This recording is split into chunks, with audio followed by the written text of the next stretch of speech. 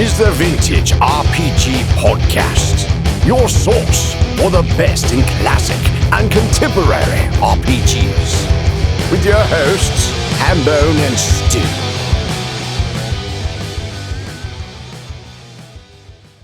Welcome to the Vintage RPG Podcast, coming at you again from the clubhouse hidden somewhere in the swamps of New Jersey. I'm John Hambone McGuire, and with me, as always, is the editor-in-chief of Unwinnable.com. He said, let's talk about endless quests. And I said, hey man, these episodes are only supposed to be about a half hour. Stu Horvath. Hi, Hambone. How's it going, Stu? Pretty good. That was a good one. Sometimes they land real good. Sometimes we really do workshop these. So today we are going to talk about the Endless Quest series of books. Yep. And we're also going to talk about a couple games that we're very excited about, being that Halloween is right around the corner. It's true. First, though, let's get into the Endless Quests. So, me and you actually talked about Endless Quest not too long ago, and I was just like, hey, you got some Endless Quest books? And you're like, yeah, I do. And I was just like, mind if I borrow one? Because I'm going to shoot them for the feed. You're like, yeah, take them. They're just there because nothing else fits on that shelf. And I was like, yeah, because they're really boring, right? And you were like, yeah. Yeah, that's about the long and short of it. And there you are, folks. That's our talk on Endless Quests. All right. Good night. See you tomorrow. Well, here's the thing. So, yes, I initially got these books because when our friend George and I bought our hoard of old RPG games and modules, the guy was like, hey, man, I have all these Endless Quest books. And he did. He had the actual entire series, and then he had doubles of some of the books. Now, I was like, oh my God, these are amazing. They look so cool. They're so colorful on the covers. They've got cool names. I'm going to love these books because I love Choose Your Own Adventure as a kid. And boy, howdy, was I wrong. Because initially I'm like, I have the full set. They're going to look great on my shelf. I will never part with these books. And then I actually read them. And I kept the doubles because I have a entertainment unit that mounts my television that has various different tiki mugs, various different board games, some pop figures. And in one little section, no games fit there just right except Cards Against Humanity, Pocket Dungeon Quests, and a small handful of Endless Quest books. And that leads us to our talk today on Endless Quest books. Yeah, so take all of that joy that you felt when you first saw those and just pretend that you're me in the 4th grade. And that's exactly how I felt. I was like, these look so cool. They're so colorful. The names are cool. There's monsters on the cover. And they're boring. Yeah. They are so boring. Folks, this is the one where we really do drag this. So normally if you're tuning in for our positivity, or at least my positivity and excitement about things, this one's going to hurt a little bit. Oh, I don't know. There might be a surprise twist. Okay. It is an Endless Quest book, which turned to a different page. Yeah. All right. So where should we start? Well, I guess we should start at the beginning. So the year is 1982, or maybe a little bit earlier. Rose Estes has been hired at TSR to develop educational products for children. Did you know this, Hambone? I did not know this.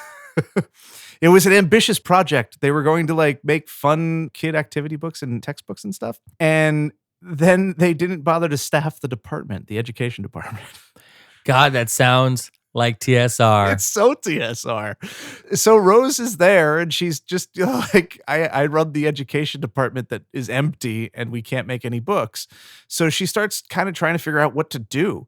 Right now in 1982, Pick Your Path books are huge. It's like a gigantic fad, sort of led by the Choose Your Own Adventure books, the classic. But there's a whole bunch of different kinds of game books that, skew a little bit more towards Dungeons and Dragons. There's tons of them, hundreds of them. Yes, because Pick Your Path books, Choose Your Own Adventure books specifically, were such a hit. I mean, everything had a Choose Your Own Adventure style book. Like I had an X-Men one. I had a Spider-Man one. Totally. Oh, yeah. Those Spider-Man ones were good. Those might have actually been printed by TSR. So Rose sort of sees these and is like, well, we could do that for Dungeons and Dragons. And we'll make them kid-friendly. And each one will tell a moral. And we'll go from there. So in 1982, they launched the Endless Quest line. She writes the first 6 books. They all come out in 1982. It's crazy. Yeah, 4 of them in the same month. Yeah, that's bonkers. And they are a gigantic success. Massive. millions of copies sold, bestseller, all of them, all of the first 4. Good for you, Rose Estes. Get that money. Yeah, she kicked butt, man. Like huge, absolutely huge. And looking back, it's a little funny that we did this episode after Dragonlance because the success of Endless Quest books is actually one of the things that made the Dragonlance novels such a temptation for TSR. Yeah, I can absolutely see that. This is 2 years before Dragonlance. So Endless Quest runs from 82 to 87, and they produce 36 books. Of that, she wrote 9 of them. That's crazy.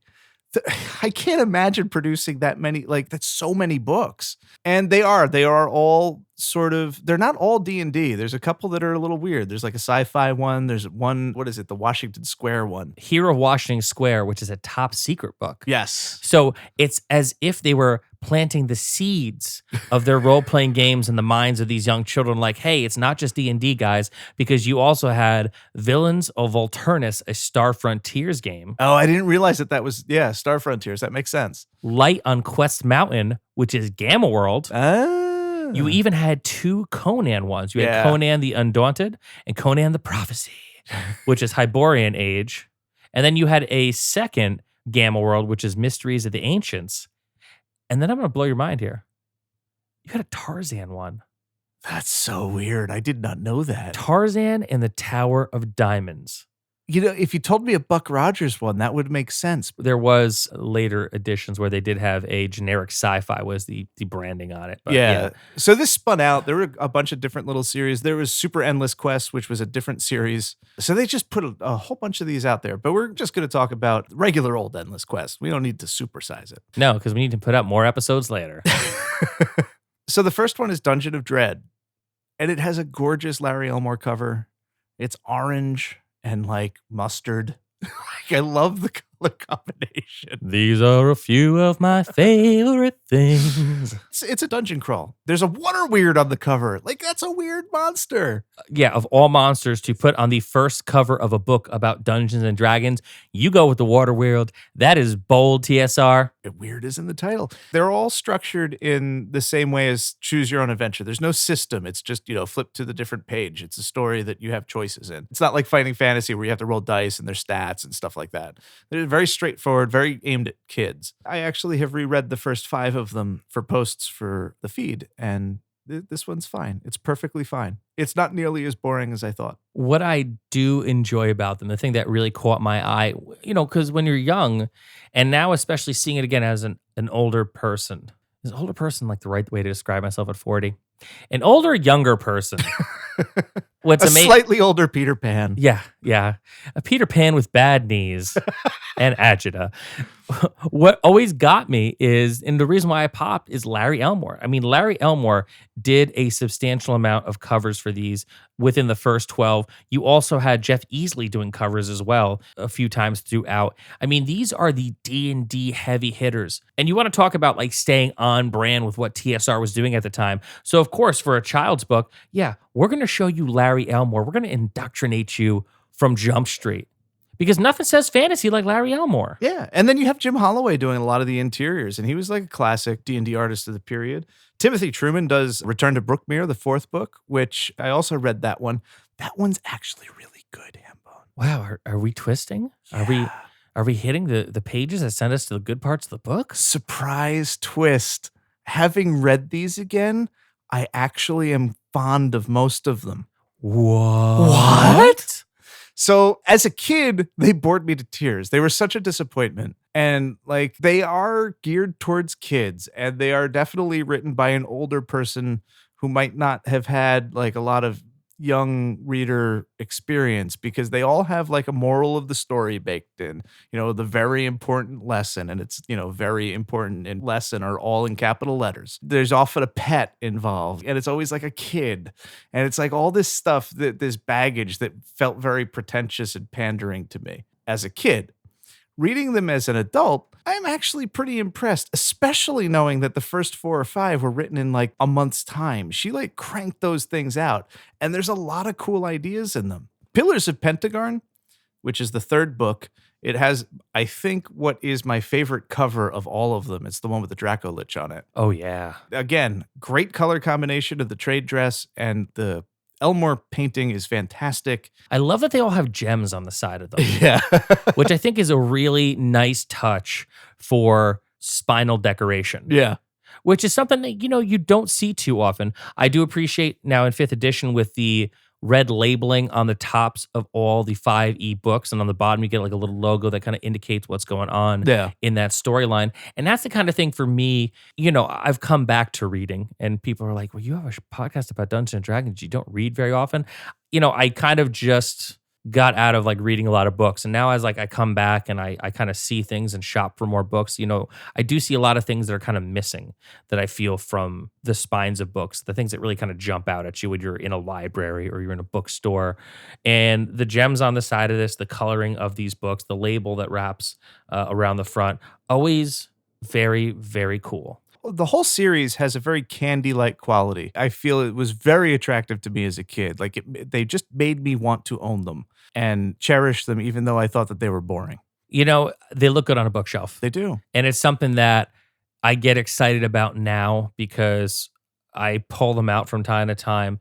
And just all around the book, it's just kind of like a perfect like little book, like just the kind of thing where, when I go on my next trip, I'm just going to take one, I'm going to slide it into my pocket, and we're just going to read it on a plane. We're going to see how it shakes out. Now, I know you feel differently about them now as an adult reading them back than you did as a kid. Yeah. Right? How do you think this is going to translate, like, say, when you introduce them to Jer for the first time? Oh, I think they're going to be super boring. I don't think that they're very good kids' books. Now, let me ask you a sub-question to that. Do you think that maybe they're meant more to be read aloud from, say, a parent to a kid, like you're doing it with your son? Like you're reading the book and you're like, hey, so what do you think we should do? And that would create more of the excitement and the fervor that comes from like reading a fantasy novel by making them a part of it. That might be the thing. I think that when I was a kid, I got these books and D&D was there. It was out there. It was available. So like there was something that was cooler than this thing that I got that I knew was cooler. And I think that if I introduce my son to them in the period of time when it's like story time before bed, I do think that they might work better. Some of them. Pillars of Pentagarn is just dark and sad. And I really highly suggest everybody check that book out because there's a couple structural thing that's interesting. Most of them, you're just playing yourself and you have a sidekick, right? Right. Pillars, you actually are a kid with two sidekicks. You talk to animals and they talk back. Always fun. Yeah. And I like little and cute, man. That's I know, right in my wheelhouse. The sidekick thing in these books just almost never works. It's always bad comic relief. But you join an adventurer party. It's King Pentagarn. I forget the fighter's name, and then there's a thief. And you're going to his fallen castle to kind of try and reclaim it or get something out of it. Your decisions in the story have like these huge effects that could get your party members killed. It's crazy. It's wild. And it's a kid's book. Like none of the other ones that I've read, and I've read a lot of these kind of game books, I've never had a party kind of die on me. And yet in the book that's meant for a 4th grader, here we are. Yeah. And then Return to Brookmere is another one that I found was a lot more interesting than I remember for reasons that I never would have picked up on as a kid. For starters, usually game books have an optimal path, right? Right. You start and then you try and find your way to get like the best ending. And you try and do it in the least amount of steps if possible. This one doesn't actually have an optimal ending. You're looting. You're basically going in, you're trying to get as much treasure. And if you get out, that's the good ending. It doesn't matter how you get out or what trouble you find. It's just as long as you get out, you win. Yay, good. So the moral of the story is get away with it? Kinda. Yeah, I mean, like, what it does is it focuses you on the decisions that you're making. Like, it removes that idea of the optimal path, and then you just focus on the story, which is kind of interesting because on the cover is, and this is illustrated by Tim Truman, and it has a gelatinous cube in it, which is one of the fantastic mid-era TSR art drawings. It's so good. It's got the orc skeleton in it, and it's just like, that's where it comes from. You know I love a good gelatinous cube, man. Yeah. Oh, one of my favorites. But on the cover, you can see in the distance is like a throne, and there's a were-rat on it. And he is obviously the boss of all the monsters that you're dealing with, but I cannot find a way to interact with him. Really? You cannot fight him. You can't even meet him. You just see him in the distance. You know that he's a bad dude, and you can't do anything about it. And I think that's super interesting. That is very interesting. Right? Wow, we are taking a total turn on these books. And I like it. Well, I'll tell you, the fifth one that I read was The Revolt of the Dwarves, and my God, what a boring ass book. They can't all be winners. They can't all be good. And Mountain of Mirrors is terrible too. Like, it has such a great cover with the Frost Giant and the White Dragon. And like, I had that book. That was the first one that I got. And I just wanted it to be so good, and it isn't. It barely has choices in it. Well, sometimes the cover work inevitably becomes the best part of many books. Yeah. And you know what? That's okay, because at least it gets you to the dance. Yeah, and at least you have a nice cover to look at. My thing is that knowing that they're kids' books, like you read off some of the titles, like the one of the few that I still have in my possession is Revenge of the Rainbow Dragons, which the cover is amazing. It's one of the coolest drawings of a rainbow on a cover that I've ever seen to a book, period. And it's funny because you're in fourth grade and you are reading a book about revenge. Yeah. It's just like, wow, man. And you're coming in hot off the Satanic Panic right now. You know, this is 1982. Stuff is happening. It's interesting how they were very keen to court children into the game, but it was also very obvious that they didn't know how to do it. You know, like, you know, there's standard practices and, you know, like you just don't put the word revenge on the cover. You don't have the ability to kill off your companions accidentally. Like, there's just stuff that you would never dream of seeing in a children's cartoon, but they would do that stuff in the Endless Quest books. Yeah, I mean, I can't imagine a parent in the 80s when, you know, whatever they're just showing you on the news is just kind of what you see. So if you're watching 60 Minutes, as parents have been known to do in the 80s, and they're doing a thing on the Satanic Panic. Got to kill some time before Murder, She Wrote, you know? You know that's right. Many a Sunday evening. And you're killing time before Murder, She Wrote, and you're seeing all this stuff about the Satanic Panic and counterculture and like darkness and your kids going down bad paths and like Dungeons and Dragons is the devil and it's going to lead them down a dark path. And then you find a book on your kid's floor and sure it's teal blue and sure there's a dragon with a kid riding it with an owl and a rainbow being shot out of its mouth. But okay, so maybe this isn't as bad as I thought, but it still says revenge on it. It's like, what happened to that poor rainbow dragon? I don't know. And most of these things cast actual you know, I take that back. I don't think that most of them cast actual children. I know the first book, you're an adult with a cranky like halfling. Yeah, right there on the cover. I do feel like there is a perception that the character, even if it is adult, is a child. Well, in fairness, most adventurers are like high school dropouts. So, because I mean, really, if you were that smart, you would not venture into the forest to face a rainbow dragon. Yeah, true. The minds of children. But yeah, 36 books. Obviously, the popularity must have dropped off eventually, but like an incredible run, I think. Well, you know what? They did 36 books throughout the course of the 80s, spanning from 83 to 87, which, you know, for a book series, especially in the 80s, that's a good run. Yeah. You know, they brought the Endless Quest series back for a series 2, which we will probably get into at a later episode, in the 90s, 94 running to 96. And they kept the numbering. So they started back with number 37 and they finished up at 49. Wow. And, you know, that's about it. Like, that's a respectable run. I think Fighting Fantasy only got up into the 50s. Yeah, exactly. So this is it's a pretty good run for a series with a little gap in between. And I think the moral of this story, because, you know, there has to be a moral at the end of an Endless Quest. Yeah. Is that size doesn't matter? Stu, that's a little saucier than I was going for, but well, no, that's actually the moral of Dungeons of Dread. Oh. They really hammer that home. Yeah. It doesn't matter how big or small you are. Well, I was going with the moral is give it a chance. Yeah. The moral is, you know, you see something, you've heard Stu and I maybe rant about it in different ways, and you're thinking, I don't know, man, maybe it's not that great. We've gone back and experienced it later as an adult, and we've seen it in a different way. And now Stu loves it and is excited about it. I'm excited to get back and read it. And you know what? It is a nice piece of RPG history. And you could actually find them for a pretty decent price online in very good condition. Yeah, they sold millions of copies, so they're out there. Exactly. But yeah, not good. I would not say that they are overall a good series, but they are an enjoyable series from what I've reread. Well, there you go. And that is our talk on Endless Quest books from Dungeons and Dragons. Now, it is coming up on Halloween for us. It is. Just right around the corner, and I am always excited about Halloween. I love monsters so much, and I love candy so much, and it's the best of both worlds.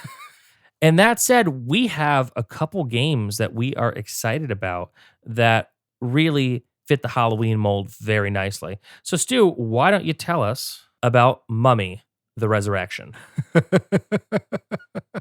So What? That was a good segue. no, it was. I'm just thinking about the book. I'm so excited about having this book. You know Vampire the Masquerade, right? Yes. Yeah. So I'm putting together kind of a week of that for the feed. And I was just like, I got to fill it out because like I want to do kind of the different World of Darkness books. And I remembered that one of them is Mummy the Resurrected. In the Vampire series. Yes. Because I know I actually watched that documentary on Vampire the Masquerade. Oh. Very good. And apparently, which is something that I didn't know, that there was like Vampire the Masquerade, Werewolf the Howl. Like, you know, if there was a monster, they gave it its own book. Exactly. So it goes Vampire the Masquerade, Werewolf the Apocalypse, Wraith the Oblivion. There's Changeling, Mage the Ascension, and Mummy the Resurrected. Like, come on. It's a mummy role-playing game where the mummies come back and are living in the present day. Like, it's just... I love the Mummy movies. I really do. Oh, the Brendan Fraser ones? No, the Boris Karloff ones. I mean, I like the Brendan Fraser ones too, but I like mummies. I think that mummies don't get enough love in general. I think that the Mummy in Monster Squad is given short shrift. He really was. He was. And like, he didn't have anything to do because, you know, like it's the Midwest or whatever. Like, what's a mummy going to do? But like, I love the idea that White Wolf was just like, yo, we're doing this. We're making a story game about every monster that we could think of. And we're going to do mummies. And not even as like a class in the overarching vampire books. It got its own book. Yeah. Well, I've never read it. I literally just got it. And I'm really excited about it because I can't wait to find out. But I believe that it is sort of like a sub game. You could have mummy characters play in Vampire the Masquerade, but they also have their own kind of mini World of Darkness with, you know, factions and such. Well, I mean, still to this day, there are many of people who are psyched and play Vampire the Masquerade, but actually like live role play it. I know. Could you imagine live role playing as a mummy? How hot that convention is baseline. And you are actually wrapped up in a whole lot of gauze. I mean, when it comes to live action role playing, I can imagine a lot. Oh my God, it must be so hard to pee. I think that I'm going to love this book. I think that the World of Darkness system is just kind of wonky. It just never really worked for me, but I've always thought that they did a really good job with the lore. I feel like this book is like a test of like their abilities to make compelling lore because I think that it is such a dumb idea. Yeah. But the cover looks so good. It's like a sandy wasteland with like a little, you know, turquoise scarab getting uncovered by the wind. And it's just like, this looks great. That's so perfect. But it's so stupid.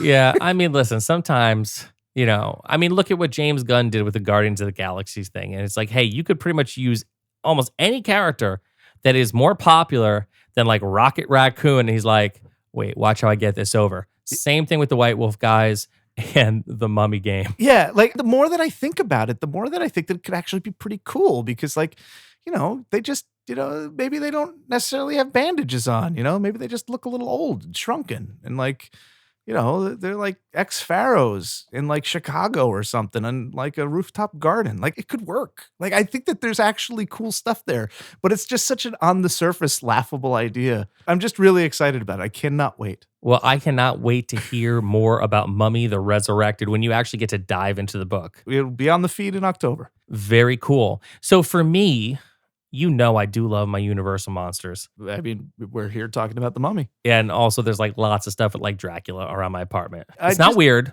No, it's not weird. Yeah, I just like it. Vampires are cool, man. Dracula's cool. Just an aside, though, they never made like a Creature of the Black Lagoon Masquerade game. Really? Yeah. We'll have to start a letter writing campaign. They probably ran out of money. Yeah. Go on. So I love Universal Monsters, and I heard a little bit about a game called Horrified by Ravensburger Games, the fine folks who made the Jaws game that you all know I love so much. They actually made a game about all the Universal monsters, and each one has their own individual mission. Now, what's cool about this game, and I am still yet to play it because it hasn't come out in a way where I could purchase it yet because I didn't get to go to Gen Con this year and I'm still very sad about it. Boo. I know. However, this game looks great. You do have pieces that are the Bride of Frankenstein, the Wolfman, the Mummy, and Dracula. But the Gill Man just never... And the Creature from the Black Lagoon. Oh, okay. Yeah. I take it back. My outrage. I've got to choke it back. Yeah. Bottling it up. Each monster has a different kind of thing that they need to get done. And then you have the villagers where the goal of the monsters is to kill the villagers and to kill the people hunting the monsters. The goal of, you as a villager is to prevent yourself from getting killed. So the way it unfolds It's a good goal. It's a pretty good goal. Don't die or kill everybody. I like it when it's right over the plate sometimes. So what's cool about the game is that they put so much love into the artwork and the design of the game and the dynamics of the game where you actually have missions where you are hunting the monsters, or if you're running as the monster, you're just trying to survive. And they give you a lot of cool different ways to make that happen. But they get so deep into the design and the nuance of the universal monsters that one of the villager tokens is even Abbott and Costello. Yes, I've been waiting for that. You showed it to me and I'm just like, I cannot wait to cheer. Yay. I love that movie. I know it's one of my favorite monster movies of all time. And it's something that I knew the game was designed well from the pictures that I'd seen, from the things that I'd heard online about it. And then the more I'd see people reviewing it and talking about it, it looks like a true love letter to the Universal monsters. But when I saw that Abbott Costello token, I was like, shut up and take my money. Yeah. It's just a good feeling when somebody really nails an aesthetic like that. They know the right little thing to get you, the little hook. Oh, they got me. Yeah. And so I'm excited to buy this game, and I'm excited because I will have it in hand to play during the month of October, which is Halloween season, which is my favorite time of the year. Best time of the year. So definitely check that out if it's on your radar. And if you get the chance to play it with one of your friends or play it at one of your friendly local gaming stores, definitely don't pass up on that because it looks like it's awesome. Make Hambone happy and let him know how good it is. Yeah, just hit me up on the Twitter where you can follow me at Handbreaker. I tweet about Dungeons and Dragons, cute animals, and professional wrestling. So, Stu, this was another awesome episode of the Vintage RPG podcast. We did it again. Over before it started. Yeah. We turned the right pages, and now here we are at the ending. It wasn't endless. It wasn't endless. I want my money back. Shh, Stu. The moral of this story is we had fun. So that was the Vintage RPG podcast. Stu, where can people find you? I am on Instagram at Vintage RPG, posting every day about Vintage RPG stuff. Go figure. Who'da thunk it? Yeah, it's like a surprise twist ending. You can find me on Instagram at John Hambone McGuire for all of my podcasting and day-to-day adventures. And you can also check out my other podcast, My Thai Happy Hour. It's pop culture for weirdos wherever podcasts are found. So for Stu Horvath, I'm John Hambone McGuire. May the dice always roll in your favor.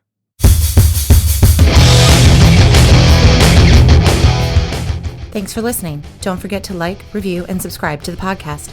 Every review helps other listeners to find us. The Vintage RPG Podcast is a ham-fisted production.